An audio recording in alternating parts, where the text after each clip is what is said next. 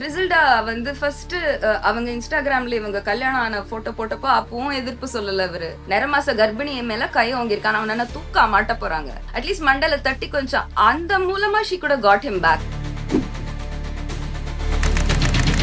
அத வந்து அவங்க ரிப்போர்ட்டா எழுதாம என் புருஷன் எனக்கு வேணும்னு ரிப்போர்ட்டா எழுதுனது எனக்கு புரியவே இல்லை. லவ்ல வந்து ரொம்ப உருண்டு ஜாஸ்ட் எனக்கு என் புருஷன் வேணும், இது கண்ணகி காலம் கிடையாது.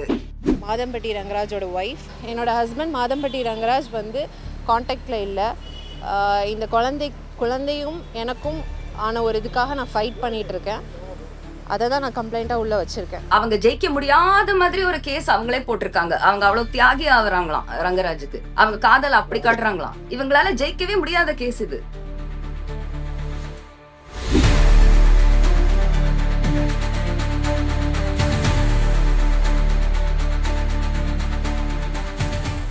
நான் ஆக்சுவலாக உங்களுடைய ரீசன்ட் ஃபீட்ஸை பார்த்தேன். ரொம்ப நாளுக்கு அப்புறம் உங்களுடைய பர்சனல் ஒரு ஒரு ஒரு ப்ரோக் ஆயிருக்கு. அது என்னன்னு சொல்ல முடியுமா ma'am?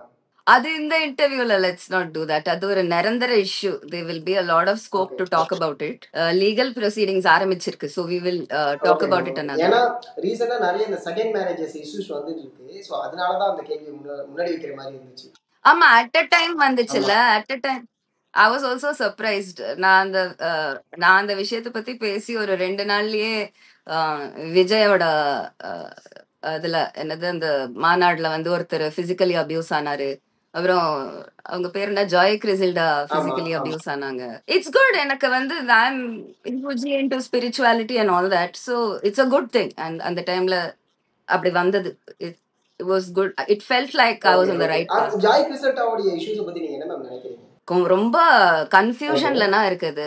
she asked for it and he also asked for it. ரெண்டு பேரும் லைக் to be blamed ன்ற மாதிரி தான் அது. Like you're not able to take a side really. Like அவங்க வந்து பிரெக்னெண்டா இருக்காங்கன்றாங்க. அந்த பிரெக்னன்சியோட ரங்கராஜ் அவர் அடிச்சாங்கன்றாங்க. லைக் அவங்க போய் அந்த ஃபைட் பண்ணப்போ she was நிறமாச கர்ப்பிணி, ரைட்? ஸோ கர்ப்பிணியா கையை வாங்கியிருக்காரு ரங்கராஜ்ன்றாங்க. that's a very very tricky thing. அத வந்து அவங்க ரிப்போர்ட்டா எழுதாம என் புருஷன் எனக்கு வேணும்னு ரிப்போர்ட்டா எழுதுனது எனக்கு புரியவே இல்லை. she should file a domestic abuse complaint. நிறமாச கர்ப்பிணி மேல கை வாங்கியிருக்கான். அவன தூக்கா மாட்ட போறாங்க. அட்லீஸ்ட் மண்டல தட்டி கொஞ்சம் அந்த மூலமா she could have got him back. but I think she took a very wrong route legally speaking. இதை நான் வந்து இமோஷனலியோ ஹியூமானிட்டேரியனா சொல்லல. if Joy Crisilda wanted to win this, she should have started with a domestic abuse case. ஏன்னா ஐ witnesses இருக்காங்க. நேரா அந்த பழுக்கிற கண்ணத்தோட she should have just gone. அவ்வளவு தைரியசாலி கூட. she should just gone and sat in a police station. நான் பண்ணப்போ எனக்கு ஹெல்ப் கிடைக்கல. But you just have to take your chances and go sit there. write that domestic abuse case. அது பாட்டுக்கு ஆகும். யாரும் உடனே போய் எல்லாம் ரங்கராஜ வந்து ஜெயில போட மாட்டாங்க. பட் அந்த ஒரு பேப்பர் இருக்கட்டும் கையில. அதை வந்து ரிப்போர்ட்டர்ஸ்ட சொன்னா பத்தாது. you have to have a paper. இப்போ சண்முகராஜன் அடிச்சான்னு என்கிட்ட பேப்பர் இருக்கு. I have a paper. எங்க பேண்ட்ரா போலீஸ் ஸ்டேஷன் பாம்பே வரைக்கும் திரட்டி வந்து அடிச்சாரு. Bandra police station 4 page Marathi report இருக்கு என்கிட்ட. மராட்டி. அதுக்கு நான் கொடுத்த இங்கிலீஷ் கம்ப்ளைண்ட்டும் இருக்கு. those papers are important. நாளைக்கு you have to file a case. உன்னால டிலேடா தான் கேஸ் ஃபைல் பண்ண முடியும். துட்டு இல்லைன்னா இந்த பேப்பர் இருந்துச்சுன்னா நான் 5 வருஷத்துக்கு அப்புறமா கூட இந்த கேஸ் ஃபைல் பண்ணலாம். when I have enough money and I feel okay, now I can dedicate 3 months of my life to this அப்படின்னு இருக்கும்போது அந்த கேஸ் போடலாம். So step by step we are going bro. First வந்து recover all my money. அதுக்கப்புறமா we will start dealing with the domestic abuse portion.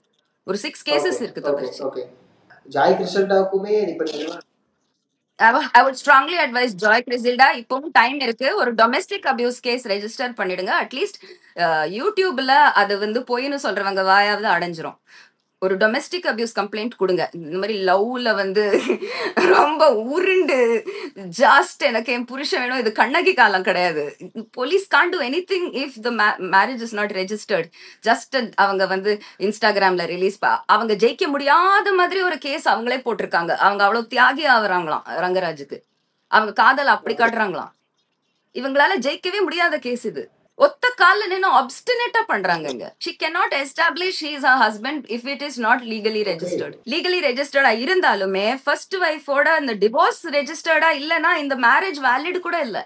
அது அவ வந்து denialல இருக்க கூடாது. Joy, she must take that into cognizance. so she cannot win any custody battle saying I want him. Through law she's only distancing him that way. But நிறமாச கர்ப்பிணியா இருக்கும்போது இந்த ஆளு கை ஓங்கியிருக்காரு, அதுக்கு ஐ விட்னஸ் இருக்காங்கன்றத she can go give the complaint. She can write யாரெல்லாம் அந்த ஐ விட்னஸ்னு. போலீஸ் அவங்கள கூப்பிடும். வர விருப்பம் இருக்கா, வர விருப்பம் இல்லையா, அதெல்லாம் ப்ரொசீடிங்ஸ். அவங்க நம்பி அந்த கம்ப்ளைண்ட் கொடுக்கலாம். ஆனா இந்த இடத்துல ஒரு விஷயம் இருக்குல்ல மேம், அவரு எங்கேயுமே இதுக்கான ஆன்சரபிளா எங்கேயுமே பண்ணல. வீடியோஸ்லாம் நிறைய வந்துருச்சு. பட் அந்த வீடியோஸ்க்கு எங்கேயுமே ஒரு ஆன்சர் பண்ணவே இல்லையா மேம்? ஏன்னா வீடியோஸ் ஃபுல்லா ஸ்ப்ரெட் ஆயிட்டு இருக்கு. அவங்க ஒரு சைடு ஒரு டு பி ஹானஸ்ட் ஒரு சிங்கிள் கூட ஒரு போராட்டம் பண்றாங்க. அதான் at least now you should accept that அவங்க வந்து விளக்கம் கொடுக்கலன்னா அவங்க சைட்ல நிறைய தப்பு இருக்குன்னு தான். தனுஷ் விளக்கம் கொடுக்கல சுசித்ராக்கு, என்ன ஈகோ பாக்குறானா? சுசித்ரா ஒரு தெரு நாயி.